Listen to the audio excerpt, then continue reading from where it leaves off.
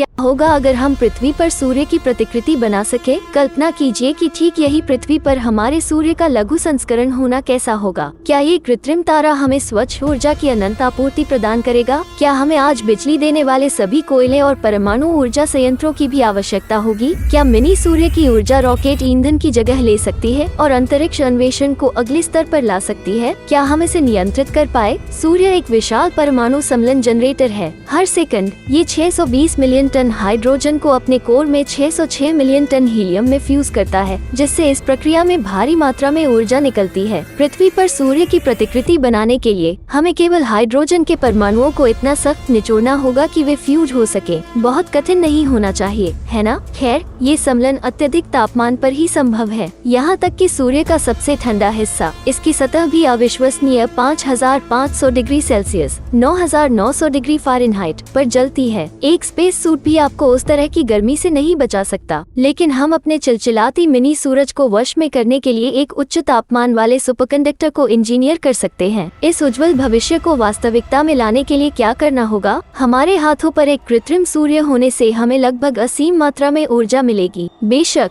ये सूर्य से बहुत छोटा होगा। हमारी प्रतिकृति एक मशीन के अंदर 60 फुटबॉल मैदानों के आकार और 3 एफिल टावरों के वजन के आकार में फिट हो सकती है। इसे काम करने के लिए हमें 2 विशिष्ट हाइड्रोजन समस्थानिकों की आवश्यकता होगी। उनमें से एक, जिसे ड्यूटेरियम कहा जाता है, हम पानी से निकालेंगे। अन्य एक, ट्रिटियम, हम सम्मेलन प्रतिक्रिया के दौरान लिथियम से काढ़ा करेंगे। हम विशाल चुंबकों की मदद से मिनी सूर्य को अपना चुंबकीय क्षेत्र देंगे, जो आपके द्वारा अपने फ्रिज पर रखे गए चुंबकों से कम 1000 गुना अधिक शक्तिशाली होगा। जब हम इसे 150 million degree C 270 million degree F तक गर्म कर रहे होते हैं, तो यह क्षेत्र कृत्रिम सूर्य को अपने स्थान पर बनाए रखता है। कुछ सामग्री हमारे सूर्य के चिलचिलाती प्लाज्मा को संभाल सकती है। हमें इसके लिए एक मजबूत कंबल बनाना होगा, जो इस झुलसाने वाले सम्मेलन के दौरान पिघले नहीं। एक बार जब हम सभी इंजीनियरिंग मुद्दों का पता लगा लेंगे, तो कृत्रिम सूर्य हमारी ऊर्जा प्रणाली के काम करने के तरीके को पूरी तरह से बदल देगा। ये किसी भी ग्रीनहाउस गैसों का उत्सर्जन नहीं करेगा और 1000 वर्षों में धीरे धीरे क्षय होने के लिए कोई खतरनाक रेडियोधर्मी कचरा नहीं बचेगा। जीवाश्म ईंधन के विपरीत हम कभी भी हाइड्रोजन से बाहर नहीं निकलेंगे। ब्रह्मांड में सबसे आम तत्व ऊर्जा के इस स्वच्छ और सुरक्षित स्रोत के साथ